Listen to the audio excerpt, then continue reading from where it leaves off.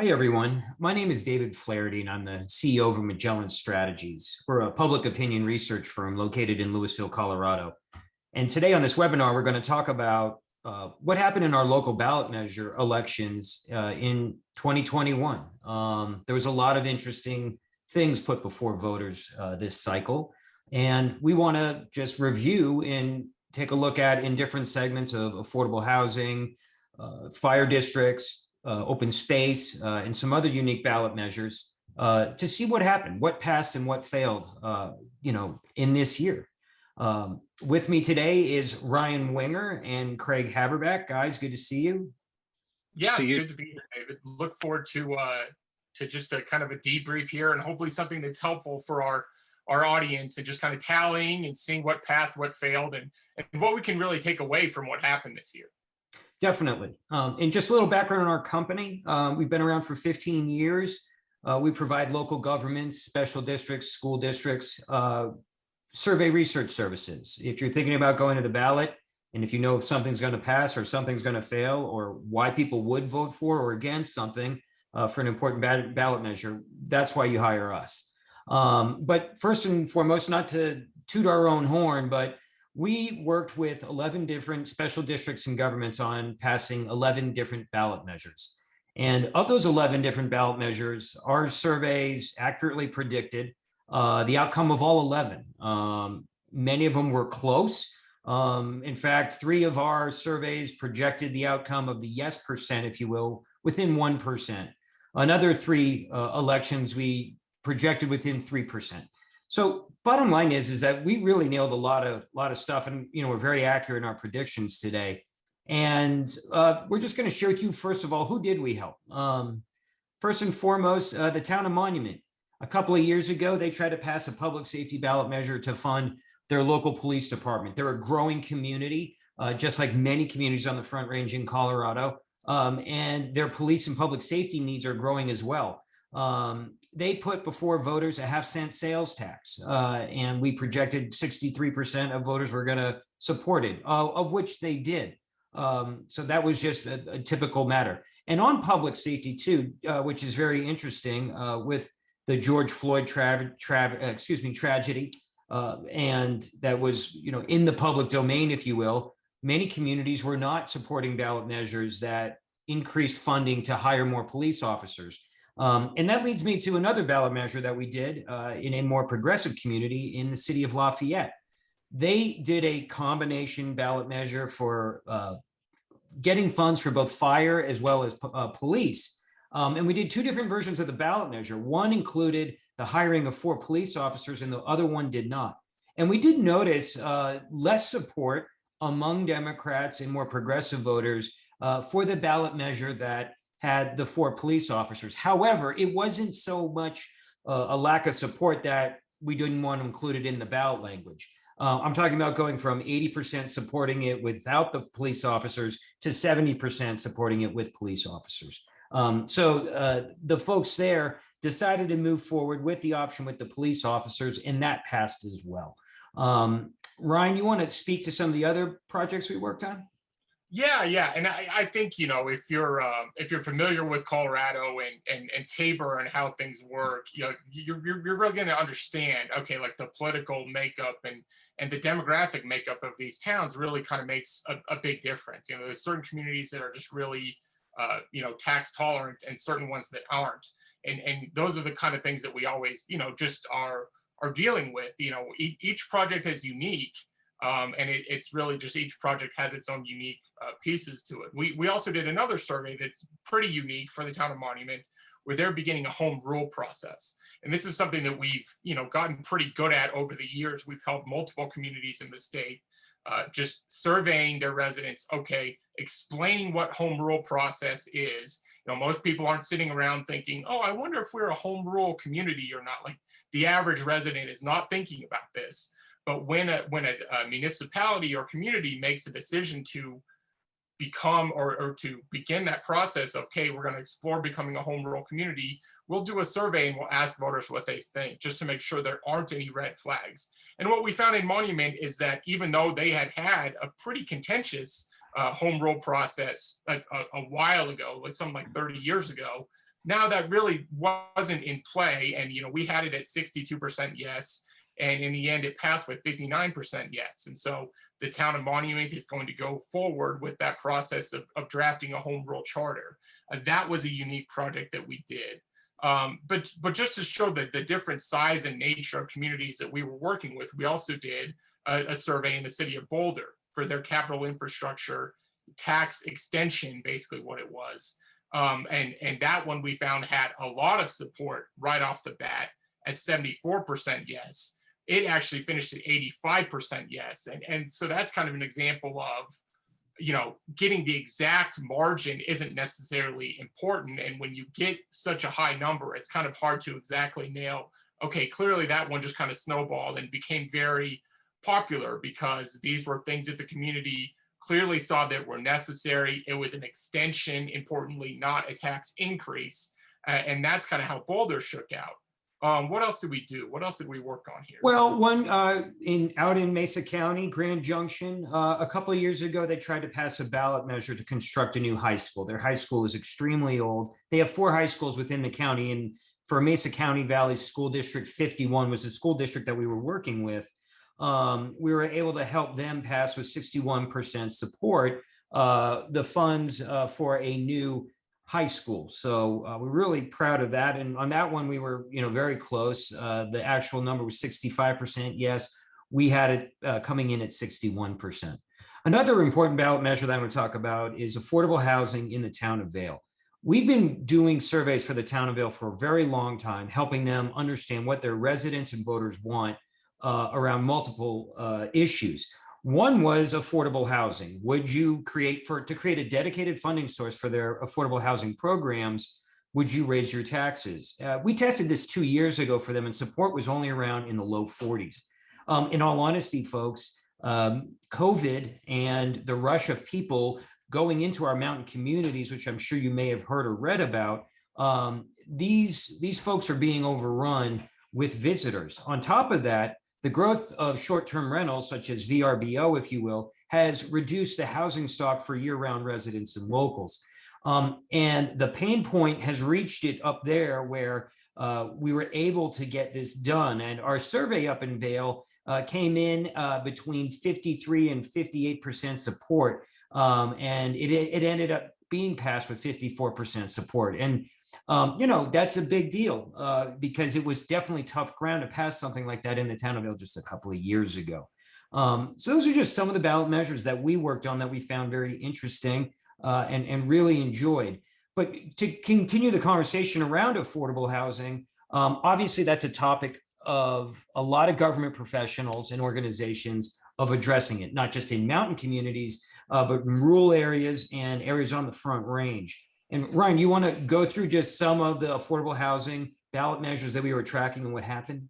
Yeah. Like Dave mentioned, we had done the polling for 2A in Vail, and we're pretty heavily involved in that campaign. And that was work that we're really proud of.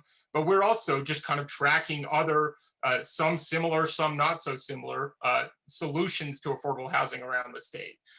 One that was pretty unique was in the city of Boulder, what became known as, bedrooms for people. It was basically ballot question 300, which would expand access to housing by the number of people equal to the number of bedrooms in a house plus 1. And that became a really contentious issue in the city of Boulder, and actually ended up failing 47 yes, 53 no, or at least that was our last update. I know Boulder County, sometimes the numbers come in a little later, so the numbers might shift a little bit on that.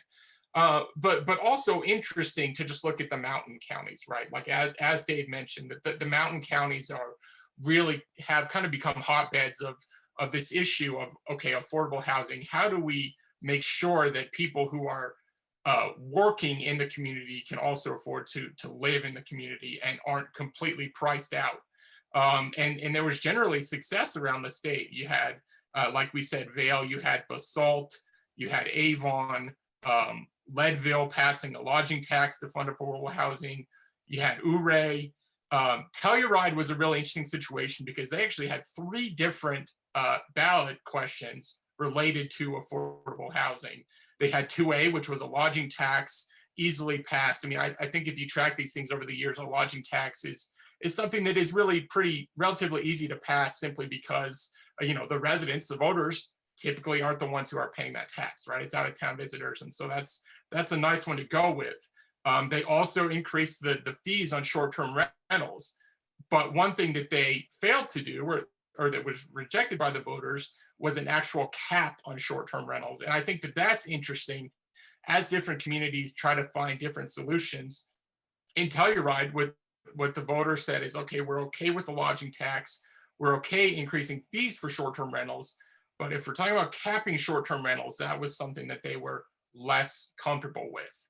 Yeah. And why do you think that might be the case? Well, you know what I think it is, Ryan, and we do work with the town of Breckenridge as well. They have a new ordinance that just went into effect where they are looking to bring down their short-term rental licenses to about 2,200 for their community. And I think what happened in Telluride is there may be a lot of locals that may happen to have either they rent out their primary residence, or they have a second residence that they earn money on, and it may be a big part of their income Sure. as a year-round resident. And I think they may have felt that, this may limit some opportunities of some of our folks, in the community. But following up to what Ryan said, what was the essence of a lot of these approaches to raise dollars for an affordable housing fund? The tax on short-term rentals, honestly, we polled this in several communities, has overwhelmingly support. There is no love lost between a year-round resident, local, if you will, and somebody with a short-term rental, because they feel that home, or that property very well may have been able to be rented to a year-round resident. But it's not just in the mountain communities, just so you know, folks. Like the city of Golden actually passed a 6% tax on short-term rentals that'll run out for 10 years. And another interesting thing, in Leadville, they took an increase. They increased their lodging tax from 2% up to 5%. And even though in many areas those lodging taxes, the revenues from a lodging tax are only allowed to be used to market the town, they changed an ordinance that said, no, this 3% is going to go towards addressing affordable housing. And that passed overwhelmingly, 70% yes. Again, because it's not a direct tax on them. And we see that a lot in our elections. So, overall, most of these did pass, like Ryan mentioned. But there's definitely some resistance out there to perhaps to capping the number of short-term rental licenses in a community. This issue isn't going to go away, folks. As you know, affordable housing for the foreseeable future is really one of the top issues and problems that communities of all sizes are grappling with. So, good. Moving on from that, we also took a look, at the fire districts and public safety ballot measures. Craig, do you want to talk about that and what we found? We were tracking 32 of these ballot measures, and what did we find? Yeah, it was interesting, given what you said earlier about sort of the national attitude toward defund the police and other things that have come up in the last couple of years. 32 ballot measures, and of those 25 passed. So not to focus on those 25 and how they were funded, but different ways in which all of those were funded, extending sales taxes that were already in place, mill levies, asking communities. So it wasn't necessarily the funding. People did pass them in different communities all across the state, but there were 7 that did not pass. And what I found sort of interesting about these 7 that didn't pass is that for the most part, they were asking their communities to support new infrastructure, or they were very broad, public safety, sheriff's office, county jail, detention facility, asking for many things within the ballot as opposed to being specific. But overall, the notion that 25 of them did pass in this climate, given what we've just experienced as a country and what we've seen people asking their communities to do. It should be noted that up in Minneapolis, where it was on the ballot also, they did not defund the police department. So not defunding, it might have been a national narrative, but at the same time, you see people are supporting public safety in general, fire, absolutely, fire protection districts, more protection. We've seen horrible fires in the last recent years, and we know that we're having a drought in the state. So these things the people are aware of. So when these questions were on the ballot, they may have rejected 7 of them, but I believe that's really because of what those were specifically asking for, which was new infrastructure or something that they didn't feel that they necessarily needed at the time. Absolutely, Craig. And as everybody knows, like, people are sympathetic to fund their fire protection districts because, like Craig mentioned, everybody knows our summers, 2/3 of our days are filled with smoke. Like, the fire season is long, it's hot, it's going into September. So it's kind of low hanging fruit. But looking more closely at the ones that did not get done, for example, in Douglas County, town of Castle Rock, ballot measure 2A, it was a lot of commingling of public safety and, kind of ballot measure. It was going to fund fire, police, emergency and medical. And it was a housing tax, paid by building permit fees. It barely did not pass at 52%. But also down in Westminster, for example, in Jefferson County, they were looking to $5 million they were trying to raise on 1/1500% to maintain, again, levels for fire, police, ambulance, safety gear, commingling, shoving everything into one, a public safety ballot measure. It got defeated pretty strongly at 57%. And we find that, folks, in our ballot measure surveys when voters prefer a single subject. They're like, okay, you need money. I get it. Tell me why you need it. Convince me. Okay, it's been a long time. We're growing. The number of homes I'm protecting in my fire district or the number of people I'm trying to protect in my police department has grown by 25% since the last time we had been funded something. Therefore, so you make your case to voters. But when you don't really make your case to voters and you kind of lump it all into one and commingle a lot of priorities, I mean, it's not, we're not saying those don't pass. They do, like just like they did in that City of Lafayette ballot measure that we looked at. But there's other folks that are like, there's just too much going on in one ballot here. And, voters start to be skeptical, as they typically are, when you really need to make your case. And Ron, were you going to add something? Yeah, no, I was just going to say, like, to piggyback off of that. I mean, I think what happens as a result of trying to, like you said, commingle and combine all these things together is that sometimes the price tag just gets to be too much. And voters, the first thing, because of how Tabor's structured, the first thing voters are going to see is like, okay, what are you asking for? Like, what's the dollar amount? Hit me with it. And if that number is too high, and that's the first number they're seeing, even in places where, it really, unfortunately, it leaves these needs unmet, especially in these fire districts. There was Gunnison Fire Protection District went to the ballot and for a 5.5 mil increase for a new fire station, and it didn't pass, right? So the need for that isn't going away. But I just think what happens in a lot of cases is, and sometimes it's unavoidable, right? Sometimes you can't do it piecemeal. Like, you can't build a new fire station piecemeal. It's got to be, okay, here's the ask. But when the ask is too big and it's just too big a number, like there's no way around it, voters oftentimes will reject it unless there's a very, focused and well-organized and well-funded, honestly, campaign to educate them why it's necessary. And when it's not, even for, districts that, otherwise have a lot of sympathy, people look at that number and say, okay, I just can't get there. Yeah, the other thing too, folks, is who do you think is more likely to turn out and vote in an odd year November election? It's seniors, it's people that are living on fixed incomes that are in retirement. We're better than anybody in the state of running demographics of what turnout is going to look like. That's why our surveys are so accurate, because we use a lot of data to say, hey, 38% of turnout is going to be seniors. And guess what seniors are extremely concerned about? The rising cost of living, even though we're all seeing that right now, in normal times versus times like right now, they're like, look, I understand the fire district needs this, but I just can't afford a $45 increase annually on my property taxes. There's no money coming in. I'm living on my Social Security or my pension, and that really causes a lot of voters to pause, versus going to the ballot in a presidential year where it is, you're going to have a much younger voting demographic. Fewer of them are likely to own a home, so a property tax increase of some kind doesn't hit them. Plus, they're just more tax tolerant, to be very honest with you, in most instances in many parts of our state, for various ballot measure needs. So Yeah, no, I think that's a really good point, and I think it's something that, anyone who's listening should really be considering when you're deciding whether to go to the ballot with something.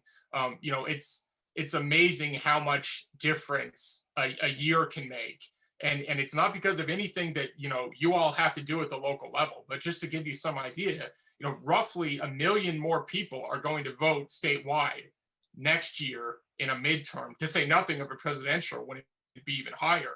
But next year in a midterm, roughly 1 million more people are going to vote. And so you, and as Dave said, those are younger voters, they're the ones that are going to probably be more sympathetic and more tax tolerant. Don't be afraid to go back. You really should, we would always recommend like doing a survey, figuring out, okay, what went wrong? What can we fix? How can we kind of tweak this ballot question? But definitely, like, the electorate makes a difference. And honestly, sometimes it's out of your hands. As a local district and a local campaign, you can only do so much to move turnout. Like, if people don't want to vote, they're not going to vote. Whereas next year, you're going to have a Senate race, you're going to have congressional races, the governor's race. Those things do drive turnout. And then you just kind of piggyback on it and say, okay, all you guys who are going to vote, all you gals who are going to vote, make sure you vote yes on 1A or whatever it is, and use that to your advantage. Yeah, and just to add to that, there is a good argument to be made though, but they're like, oh, it's a more crowded ballot. People are not going to, I'm not going to be able to say vote yes for 2A, my ballot measure, because I got a person running for Congress or the Senate, and voters are going to get bombarded with all these other messages. So it's really crowded. That is absolutely true, without question. However, I would just add this. We know that voters are more likely to pay attention and vote in a local ballot measure that affects them. It's the what's in it for me test. And even though there may be all that noise going on, if they know that there's a tax increase put before them for a school district, for transportation, for a capital project, for public safety, for affordable housing, they're much more likely to be aware of it and participate and vote in that. And we've done a lot of research, that really backs that up. So, Hey, but Dave. moving to the next, yeah, go ahead, Craig. Oh, just to tie everything together there, the perfect example was right there in this subject matter with Castle Rock, where they had the two ballots, one both for public safety, but one was a tax increase, it didn't pass. The other specifically said not a tax increase, and it was to help fix roads and the I-25 interchange in addition to police and public safety. So that one passed, to your point about sort of what's in it for me, no taxes, no new taxes. It passed, the other one failed. Yep, absolutely. And that's the thing, because we also understand too, many of your organizations, you have a lot of needs and you're like, you know what, we know we may not get there, but we're going with it anyway. We completely understand that, so there's a lot of factors that goes into forecasting these elections accurately. A crowded ballot. Sometimes we'll do a survey, but then there'll be no money on the campaign. So people will not even realize what's on their ballot until they open it up when they get it in the mail. A lot of factors going in, but, again, just to reiterate what we found this year, our 11 surveys that we were tracking or ballot measures, we had a lot of success in nailing those. Looking at some other areas, parks, recreation, and open space ballot measures. We were tracking 13 of those. 6 failed, 7 passed. Just some real quick ones. Again, Castle Rock. Castle Rock had a lot going on. They had a 0.1% sales tax to fund open space and trails. It went down with 62%. The other things, up in Eagle County, Mountain Recreation Metro District 6A, they were looking for a $4 million increase to expand their recreation facilities. They lost a really razor thin one, 48 yes, 52% no. But, and a lot of that will matter. Obviously, communities that do value open space and recreation and those sorts of amenities more than not, you're just naturally going to have a better opportunity perhaps to get some of those ballot measures passed. However, there's still a limit, though, of what, the amount will be, and that it's balancing those two to finding and positioning a ballot measure in a manner that it's going to get there.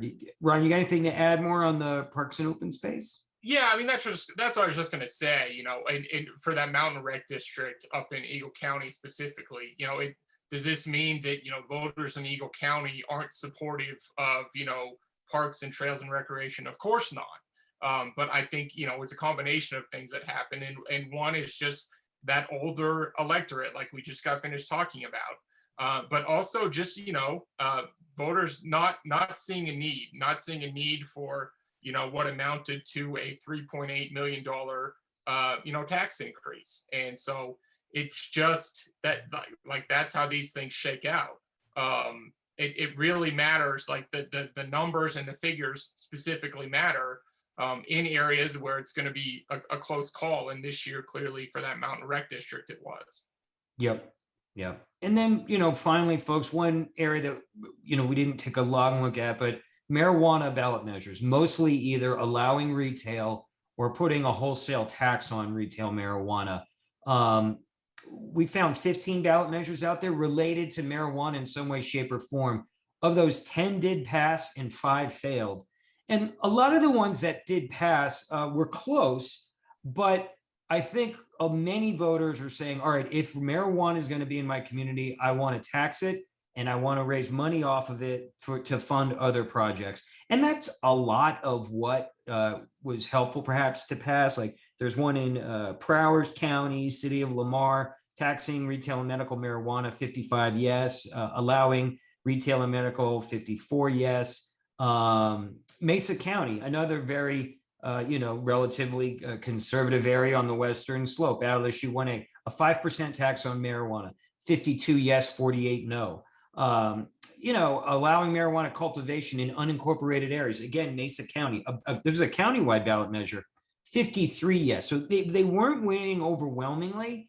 But again, I just think, looking at the marijuana and its growth and attitudes around taxing marijuana and allowing different kinds of retail marijuana, whether it's wholesale or not. I think it's interesting because I think a lot of government organizations are perhaps looking at that if it's allowed to retain some sort of tax revenue to fund, their city services, even if, because we also see a lot of this where it was like, like for example, City of Golden, there was a ballot measure to allow retail marijuana. Part of the arguments why they should vote for it, or at least the yes side said, is that our residents that do smoke marijuana for medicinal or recreational purposes are going to either Lakewood or they are going to Denver, and we're losing that revenue to the tune of millions of dollars. That's a pretty persuasive argument. But again, that's what we're seeing, perhaps how some folks in the marijuana industry are continuing to expand, their trade, if you will. So, Yeah. Hey, Dave. Oh, go ahead. Okay, I'll go ahead. Just to your point, Dave, this is big business. There's a lot of money in this, and the revenue that's being generated and the tax revenue that can be generated in a community, it's important. Again, to your point about the percentages with which these passed or didn't pass, these were very close for the most part. There's some outliers where it was, 60 some percent to 30%. But for the most part, these were 50s, low 50s to high 40s. And it just goes to show how important it is for communities to know before they go to the ballot, doing proper surveys, right, where we can help. I mean, this is exactly where communities need to know if these things are going to pass or fail before they go, because I guarantee you that based on the way these turned out, it's not necessarily true that these communities knew that their measure would pass going into election day. Sure. Yeah. A lot of these, turn into total coin flips, Craig, like you said. And, file this one definitely in every vote matters. The town of Wellington, which is also a client of ours, and we did a community survey for them earlier this year, didn't ask about marijuana, but they had a ballot question to be, on, shall retail medical marijuana be lawful in town of Wellington? 1,678 votes yes, 1,677 votes no. Now, I don't know if that's, that's obviously going to go to some kind of recount, and who knows how it will be certified. But if that's really how it shakes out, where one vote is determining, the outcome, and what I think, or I would assume in a conservative community like Wellington is a pretty contentious issue, like that matters, like the messaging, like you're saying, Craig, and like kind of laying the groundwork for, okay, here's why we're asking, here's why we want to do this, here are the benefits, really can go a long way towards making a difference. Absolutely, guys. And yeah, and just to sort of wrap this up, folks, that's why people hire us. We've been doing this for 15 years. We are very experienced in multiple different kinds of ballot measures, asking to raise funds for different things. And this is what we do better than anybody in Colorado, I would argue. I mean, Magellan really does. We have the time and the experience. This isn't something that we just all of a sudden discovered a year ago. We've been doing this a long, long time.